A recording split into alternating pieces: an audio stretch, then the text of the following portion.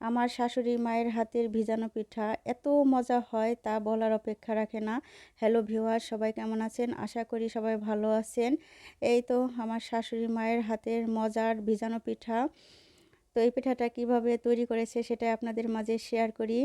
তো এই দেখেন, এখানে আমার শাশুড়ি মা দুধ এবং গুড়ের শিরা বানিয়ে নিচ্ছে। এটাকে অনেকক্ষণ ধরে জাল পেরে নিয়েছে, দুধটা একদম ঘন করে ফেলেছে। এদিকে আমার জালে পিঠা বানাচ্ছে, গুলা গুলিয়ে নিয়েছে এবং দেখেন চিতই পিঠা কিভাবে বানাচ্ছে। তার হাতের নতুন টেকনিকে পিঠাটা এত ভালো হয়েছে তা বলার অপেক্ষা রাখে না। বরাবর আমার জালেটা অনেক সুন্দর পিঠা বানাতে পারে। তার হাতের পিঠা আসলে অনেক মজার এবং অনেক লোভনীয় খেতে হয়। তো নতুন টেকনিকে দেখেন কিভাবে সে পিঠা বানিয়ে নিচ্ছে। এদিকে আরেক চুলায় কিন্তু আমাদের শিরা কিন্তু এখনও গরম করতেই লাগছে। এটা অনেক জাল দিতে হয়। এখন আমার জালে এক এক করে পিঠা উঠিয়ে যে পাত্রে আমাদের পিঠাটা ভিজাবে সেটা রেখে দিয়ে আমার শাশুড়ি মা এখন সেই শিরাটা পিঠার উপর দিয়ে দিচ্ছে।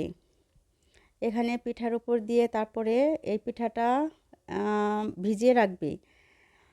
দেখেন, সে পিঠার শিরাটা কিন্তু ছেঁকে দিচ্ছে, কারণ এখানে অনেক রকমের ময়লা থাকে। সেই ময়লাটা ছাঁকনির সাহায্যে ছেঁকে সে পিঠার উপর দিয়ে দিচ্ছে। এদিকে আমার জালে কিন্তু পিঠা বানিয়ে বানিয়ে এটার উপরে দিচ্ছে এবং সবশেষে ঢেকে দিচ্ছে, কারণ এই পিঠা কিন্তু ঢেকে দিতে হয়, তা না হলে কিন্তু ঠান্ডা হয়ে গেলে এই পিঠাটা ভিতরে রসটা যাবে না।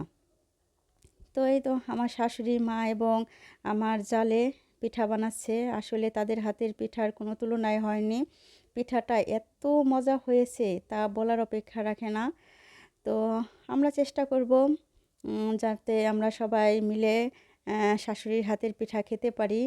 আর শাশুড়ি বা মা থাকা মানে কিন্তু হরেক রকমের পিঠা পায়েস বলেন, যাই বলেন না কেন, তাদের হাতের পিঠা খেতে কিন্তু সেই মজা লাগে। তো এই যে আমার জালে এক এক করে পিঠা দিচ্ছে আর এদিকে আমি ঢেকে দিচ্ছি। তো আমার শাশুড়ি আবার সেই দুধ যে জাল দিয়ে রেখেছিল, দেখেন কত ঘন করে দুধ জাল দিয়েছে, সেই দুধটা এখন পিঠার উপর দিয়ে দিচ্ছি। তো এই পিঠার উপর দিয়ে তারপর এটাকে আমরা ঢেকে প্রায় 2-3 ঘন্টার মতন রেখে দিব।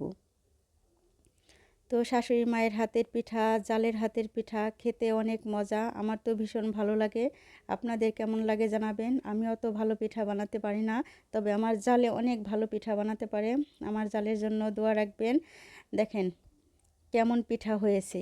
এরকম পিঠা দেখতেও যেমন, খেতেও সেই রকম। তো আজকের মতন বিদায় নিলাম। সবাই ভালো থাকবেন। আল্লাহ হাফেজ, বাই।